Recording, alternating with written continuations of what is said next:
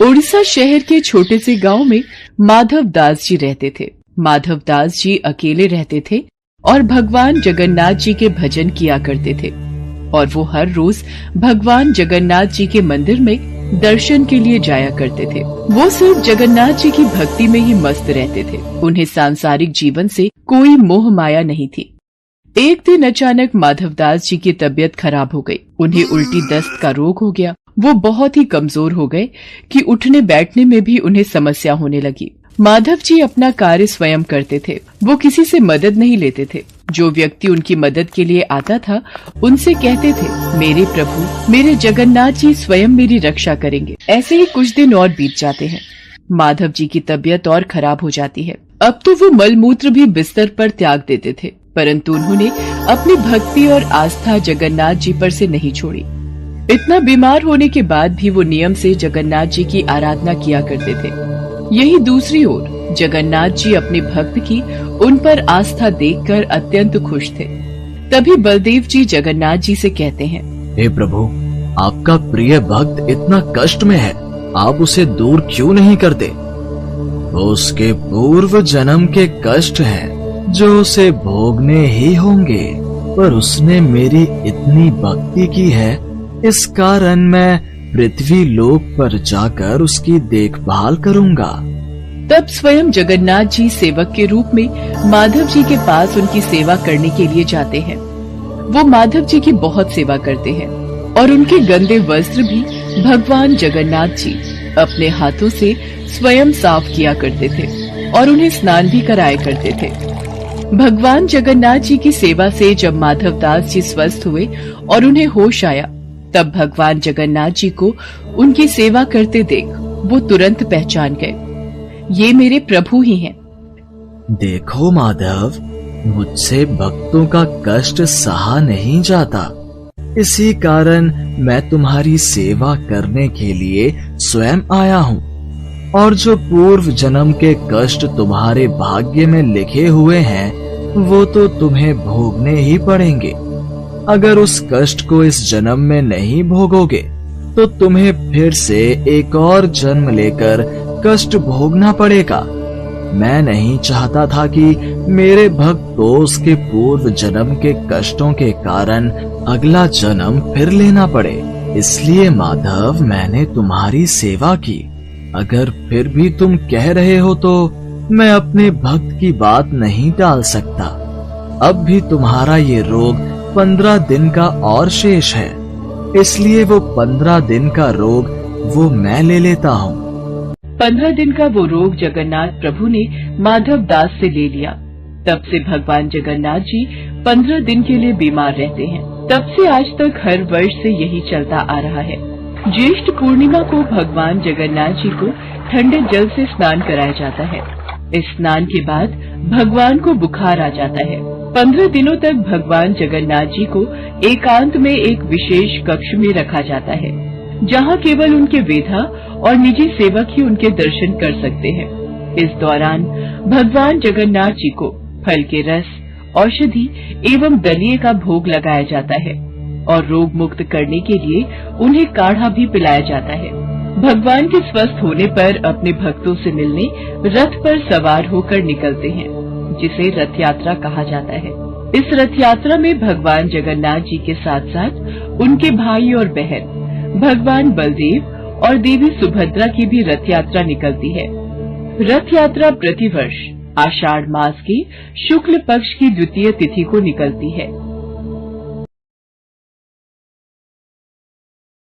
ये कहानी है श्री कृष्ण भक्त कर्माबाई की।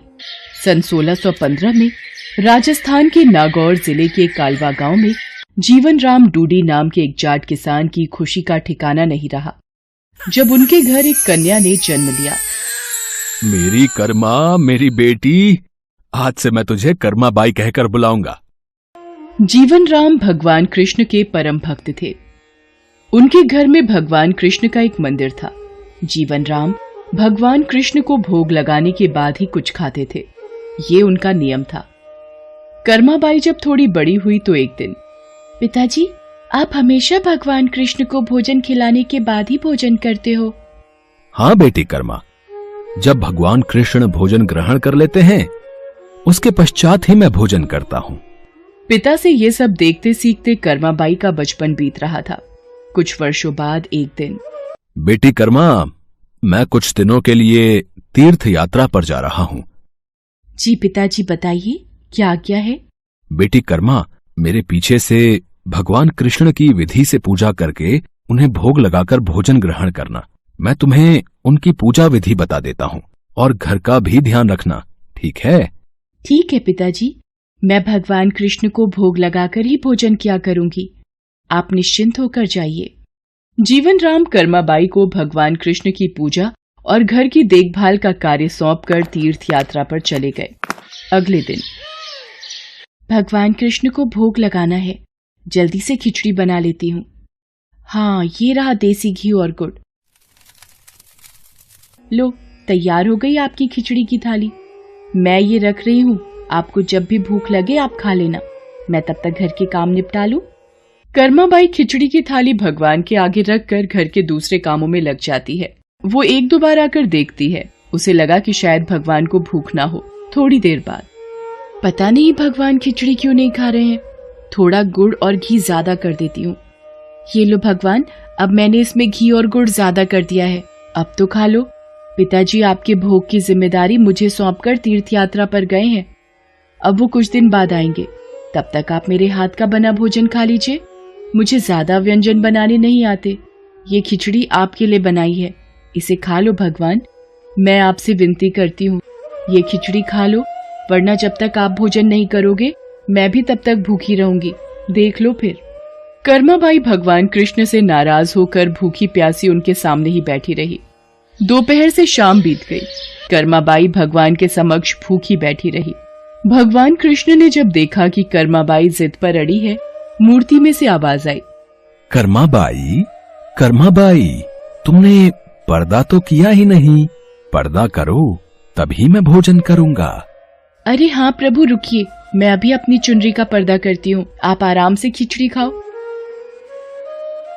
आप मुझे पहले बता देते, इतनी सी बात के लिए पूरा दिन खुद भी भूखे रहे और मुझे भी भूखा रखा। थोड़ी देर में देखते ही देखते पूरी थाली खाली हो गई। भगवान कृष्ण के भोग लेने के बाद ही कर्माबाई ने भोजन किया। अब तो नित्य नियम से कर्माबाई सबसे पहले उठकर भगवान के लिए भोग बनाती और पर्दा करके भगवान के समक्ष बैठ जाती। थोड़ी देर बाद पूरी थाली खाली हो जाती थी। मुझे लगता है प्रभु को सुबह जल्दी भूख लगाती है। कल से सबसे पहले भोग ही बनाऊंगी, उसके बाद स्नान वगैरह और घर के काम बाद में ही किया करूंगी। हाँ, ये ठीक रहेगा। अब तो कर्मा की बनाई खिचड़ी भगवान कृष्ण बड़े चाव से खाते थे और पूरी थाली खाली हो जाती थी। एक दिन कर्मा के पिता तीर्थ यात्रा से वापस आते हैं। कर्मा बिटिया, कैसी है तू? पिताजी, मैं अच्छी हूँ।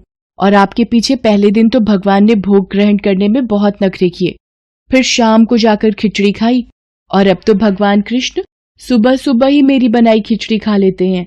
मैं सबसे पहले उन्हें भोग लगाती हूँ, जब वो खा लेते हैं उसके पश्चात ही दूसरे काम करती हूँ। हे कृष्ण मुरारी, आपकी लीला कौन जाने प्रभु। मैं तीर्थ यात्रा में आपको ढूंढ रहा था, आप तो मेरे घर में ही विराजमान हो। धन्य हो प्रभु, आपकी जय हो। बेटी कर्मा, तुम जैसी पुत्री को पाकर मैं धन्य हो गया। अब से तुम ही भगवान कृष्ण को भोग लगाना। वो तुम्हारा लगाया भोग बड़े चाव से खाते हैं। अब से तुम ही अपने हाथों से भगवान कृष्ण की सेवा करोगी बेटी। ये सब सुनकर कर्माबाई बहुत खुश होती है। अब तो कर्माबाई नियम पूर्वक जल्दी उठकर भगवान को भोग लगाती और बाद में सारे काम करती। कुछ वर्षों बाद कर्माबाई के पिता स्वर्गलोक को प्राप्त हो गए। अब कर्माबाई घर में अकेले रहती तो उनका मन नहीं लगता था, इसलिए वो भगवान कृष्ण की मूर्ति को लेकर तीर्थ यात्रा पर निकल गई और भारत में अलग अलग तीर्थों के दर्शन करने के पश्चात वो उड़ीसा के जगन्नाथपुरी मंदिर पहुंची। बस अब यही जगन्नाथपुरी में एक कुटिया में रहकर भगवान कृष्ण की भक्ति और सेवा करूंगी।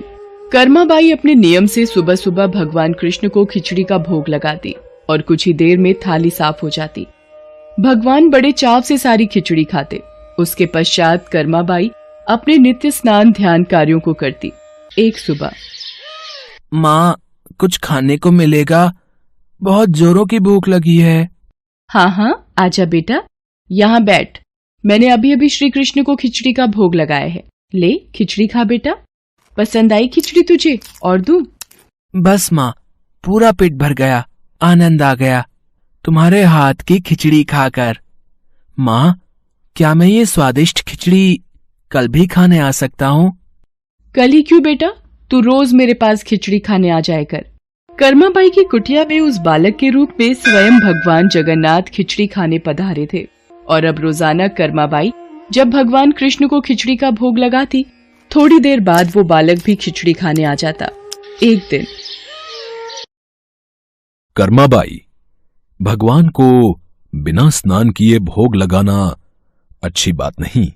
तुम रोजाना सुबह पहले स्नान आदि क्रियाएं करके विधि विधान से पूजा करके ही भगवान कृष्ण का भोग बनाया करो।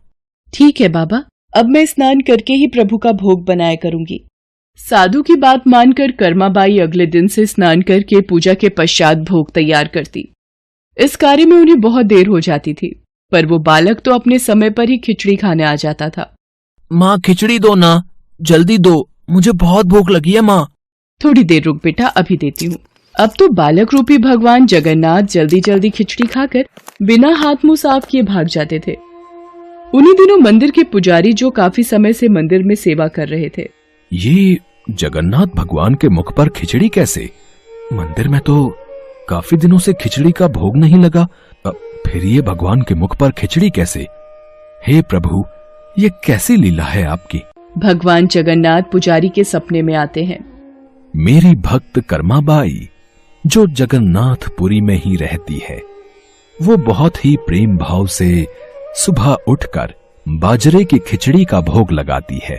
मैं रोजाना सुबह जल्दी उठकर कर्माबाई की खिचड़ी खाने जाता हूँ।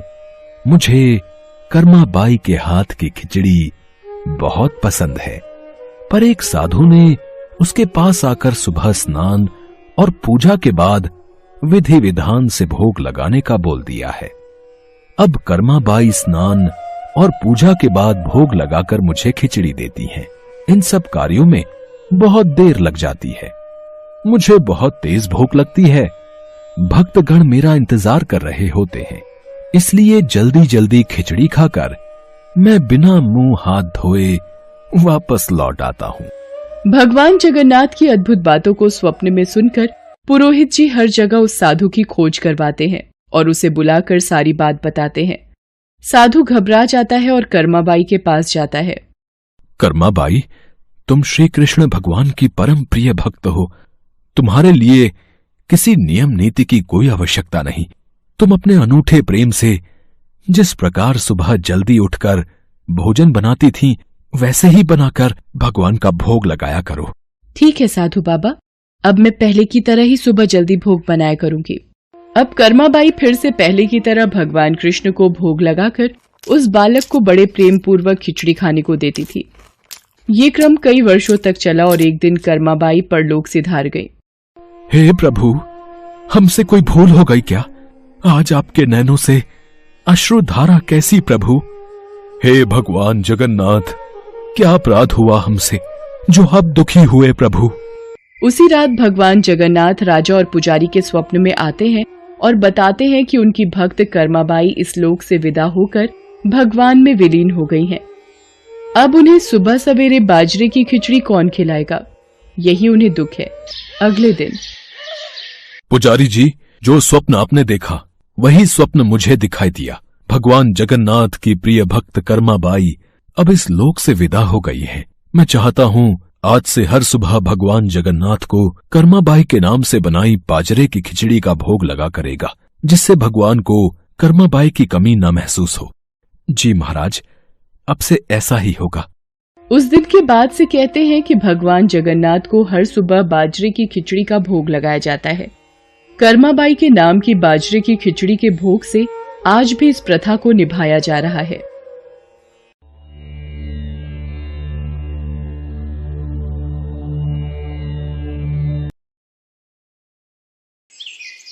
उड़ीसा के पुरी में स्थित जगन्नाथ मंदिर भारत के 4 पवित्र धामों में से एक है, जहां हर साल आषाढ़ माह में भव्य रथ यात्रा का आयोजन होता है। हिंदू धर्म में जगन्नाथ रथ यात्रा का बहुत अधिक महत्व है। जगन्नाथ मंदिर में भगवान जगन्नाथ विराजमान हैं, जो कि श्री हरि विष्णु के अवतार श्री कृष्ण का ही रूप माने जाते हैं। जगन्नाथ का अर्थ होता है जगत के नाथ। आषाढ़ मास की द्वितीय तिथि को ये रथ यात्रा शुरू होती है और शुक्ल पक्ष के 11वें दिन भगवान की वापसी के साथ इस यात्रा का समापन होता है। भगवान जगन्नाथ के मंदिर से जुड़ी एक पौराणिक कथा के अनुसार मध्य भारत में इंद्रद्युम्न नाम के एक राजा रहते थे। उनकी राजधानी का नाम अवंती था। वो भगवान विष्णु के बहुत बड़े भक्त थे और हमेशा भगवान विष्णु के दर्शन के लिए इच्छुक रहते थे। एक बार एक ऋषि घूमते हुए उनके महल में आ पहुंचे और राजा से बोले, राजन, उड़ीसा में भगवान विष्णु के भव्य रूप नील माधव को पूजा जाता है, लेकिन वो जगह उड़ीसा के कौन से हिस्से में है, ये आपको पता लगाना पड़ेगा।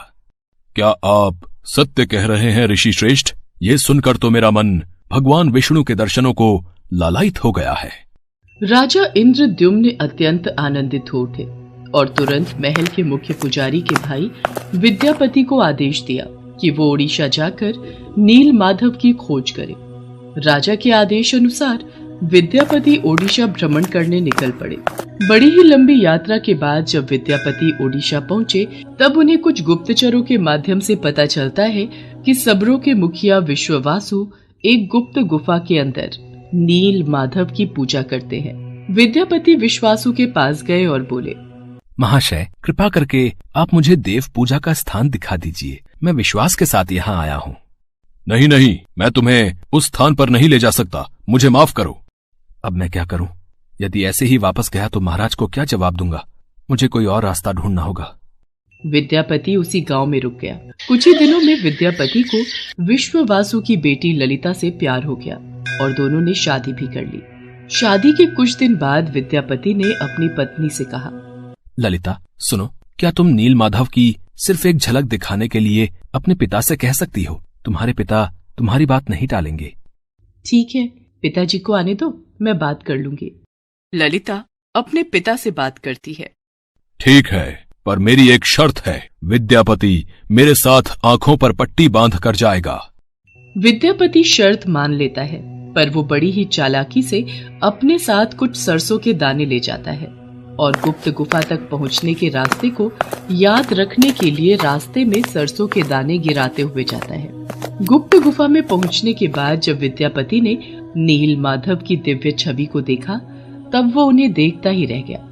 गुप्त गुफा से लौटकर विद्यापति ने राजा इंद्रद्युम्न को सब कुछ बताया। तब राजा इंद्रद्युम्न भी अपने प्यारे भगवान के दर्शन के लिए तुरंत निकल पड़े। लेकिन जब राजा इंद्रद्युम्न विद्यापति के साथ गुप्त गुफा में पहुंचे, तब उन्हें वहां कुछ नहीं दिखा। नील माधव अंतर्धान हो चुके थे।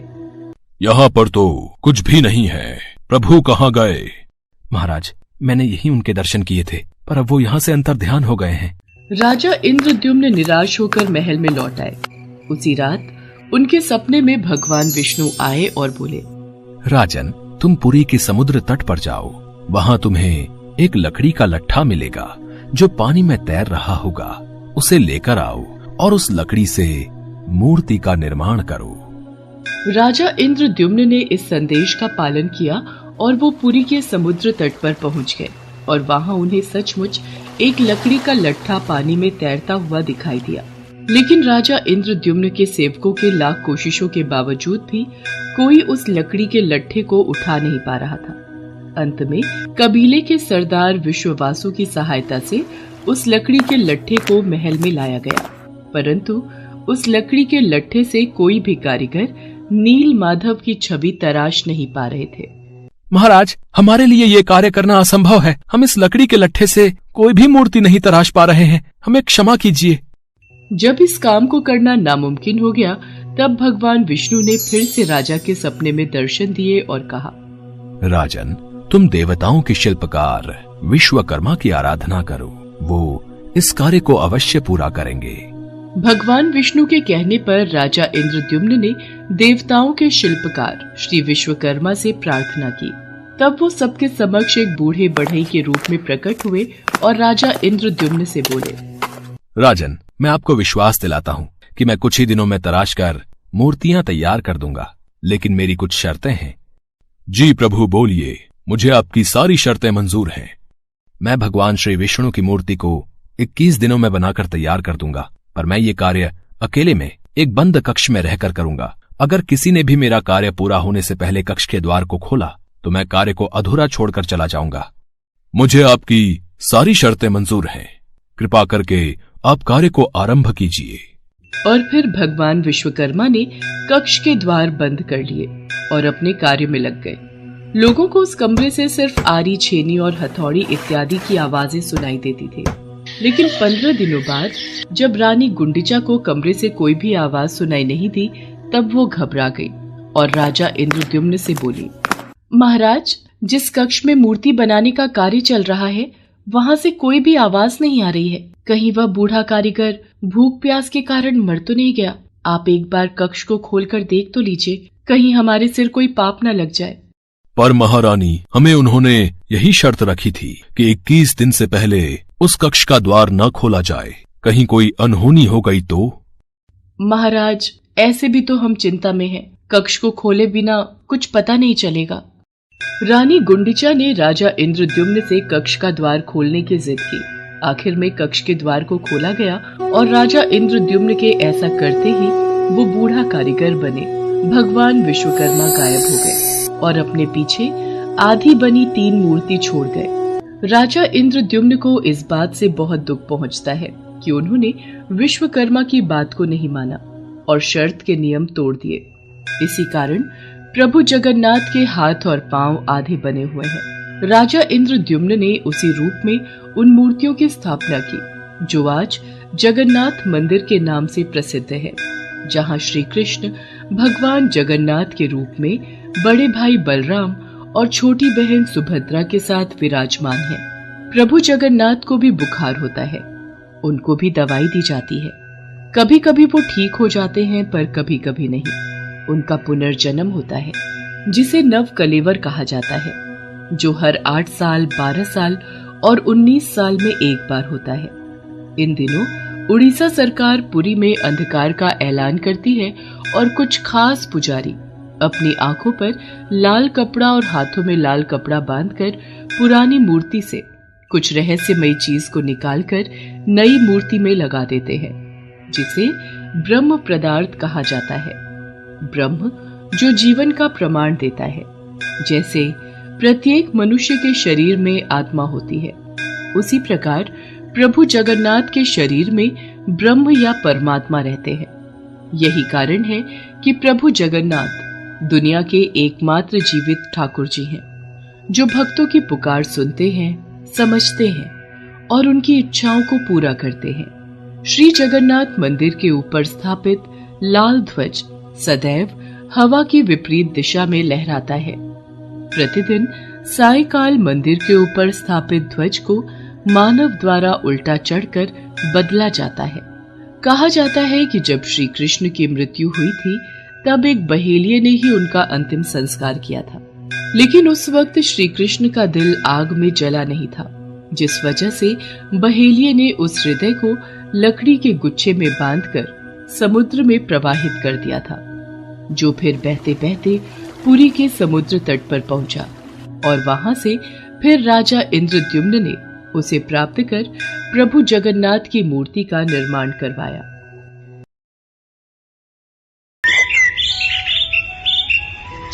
जगन्नाथपुरी मंदिर भगवान जगन्नाथ, उनके भाई भगवान बलभद्र और बहन देवी सुभद्रा के साथ समर्पित एक पवित्र मंदिर है।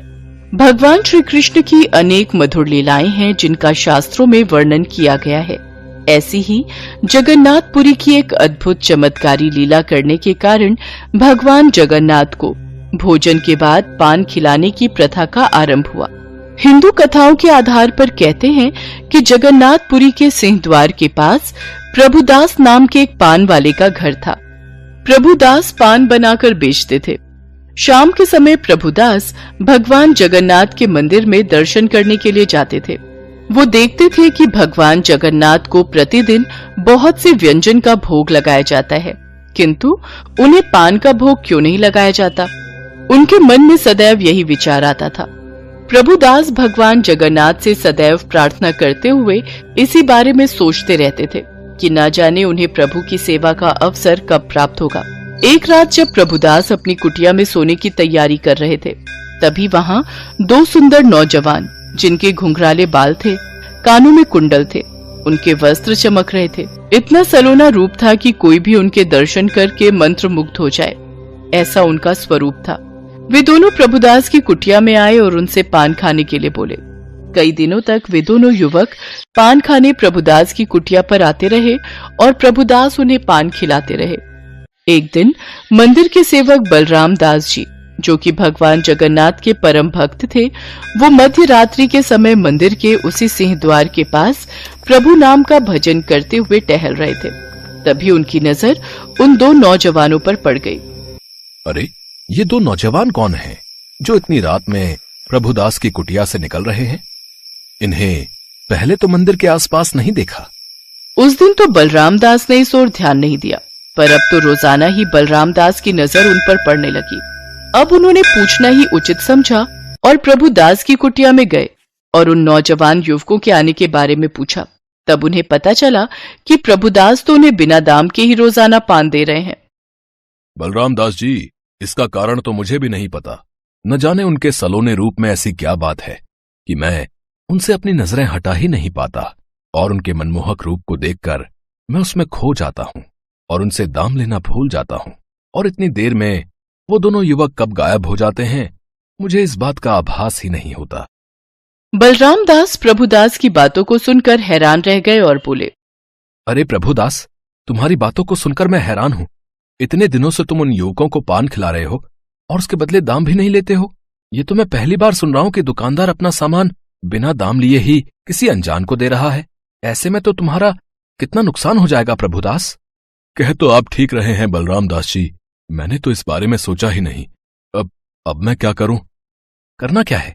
अगर कल अब वो दोनों युवक पान खाने के लिए आए तो तुम उनसे दाम मांगना। यदि वो ना दे तो बदले में उन दोनों की चादर बंधक के रूप में अपने पास रख लेना और कहना कि जब तक वो दाम नहीं देंगे उन दोनों की चादर आपके पास रहेगी। बलराम दास जी की बात प्रभुदास को जंच गई। अगले दिन दोनों युवक फिर से आए तो उन्हें पान देने के पश्चात प्रभुदास ने उनसे बदले में दाम मांगा। तुम दोनों इतने समय से पान खाकर जा रहे हो, पर मुझे याद ही नहीं रहता कि मैंने तुमसे दाम भी लेना है। आज तुम मुझे दाम दिए बिना नहीं जा सकते। मैंने तुम्हें बहुत दिनों तक ऐसे ही बिना दाम लिए पान दिया है। पर हमारे पास अभी धन नहीं है। कल हम आएंगे तो ढेर सारा धन ले आएंगे। अभी हमें जाना है। नहीं नहीं, मैं तुम दोनों को ऐसे नहीं जाने दूंगा। अब तो मुझे दाम तो देकर ही जाना पड़ेगा, नहीं तो मैं तुम दोनों को यहाँ से नहीं जाने दूंगा। ऐसा कैसे हो सकता है? हमारा जाना अति आवश्यक है। हम तुम्हें कल बहुत सारा धन ला कर देंगे, हम पर विश्वास करो। तो ठीक है, अगर तुम दोनों बिना दान दिए अभी जाना चाहते हो तो तुम दोनों को अपनी चादर मेरे पास रखनी होगी। कल जब तुम दाम लेकर आओगे मैं तुम दोनों को तुम्हारी चादर वापस कर दूंगा। हाँ। और फिर प्रभुदास के कहने पर उन दोनों युवकों ने अपने अपने कंधे से चादर उतार कर प्रभुदास को दे दी और फिर वहाँ से चले गए। अगले दिन जब भगवान जगन्नाथ के मंदिर के द्वार खुले तो पुजारी जी हैरान रह गए। भगवान जगन्नाथ और बलभद्र जी के ऊपर से श्वेत चादर गायब थी। ये देखकर पुजारी बाबा हैरान रह गए कि रात में जो चादर भगवान को ओढ़ाई थी वो गायब कैसे हो गई। ये बात चारों ओर फैल गई और राजा प्रताप रुद्रदेव तक पहुंची। उन्होंने जितने भी मंदिर के सेवक हैं उन्हें दंड देने के लिए बुलाया। अब भगवान अपने भक्तों को कैसे दंड मिलने दे सकते थे? भगवान जगन्नाथ ने बलराम दास जी के स्वप्न में दर्शन दिए और उन्हें सारी बात कही। बलराम दास जी उठे और उन्होंने राजा प्रताप रुद्रदेव के पास जाकर सपने की सारी बात बताई। राजा प्रताप रुद्रदेव ये सुनकर हैरान रह गए और उन्होंने आदेश दिया, बलराम दास जी, आज के बाद मंदिर में भगवान के भोजन के पश्चात पान खिलाने की प्रथा शुरू की जाए। अब से भगवान जगन्नाथ को रात्रि के भोजन के पश्चात पान का भोग लगाया जाएगा और प्रभुदास से मिलने हम स्वयं जाएंगे। राजा प्रताप रुद्रदेव प्रभुदास से मिलने उसकी कुटिया में जाते हैं। प्रभुदास को जब इस बारे में पता चलता है तो उसकी आंखों से अश्रु की धारा बहने लगती है। उन्होंने साक्षात भगवान जगन्नाथ और भगवान बलभद्र के दर्शन किए थे, उन्हें पान खिलाया था। उनकी प्रार्थना भगवान जगन्नाथ ने सुन ली थी और भोजन के पश्चात पान को ग्रहण किया था।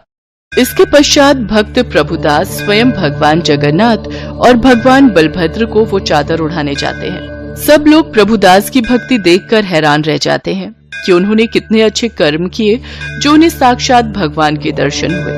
कहा जाता है उस दिन से लेकर आज तक भगवान जगन्नाथ के मंदिर में रात्रि के भोजन के पश्चात पान खिलाने की प्रथा है। भगवान जगन्नाथ के चमत्कार जिनका जितना वर्णन किया जाए उतना ही कम है, और फिर प्रभु तो अपने भक्तों के प्रेम के एक निवाले से भी प्रसन्न हो जाते हैं।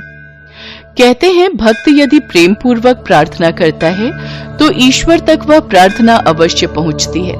इसलिए हमें सदैव ईश्वर का स्मरण करते रहना चाहिए। तो भक्तों को किसी भी रूप में दर्शन देकर भगवान भक्तों का उद्धार कर देते हैं।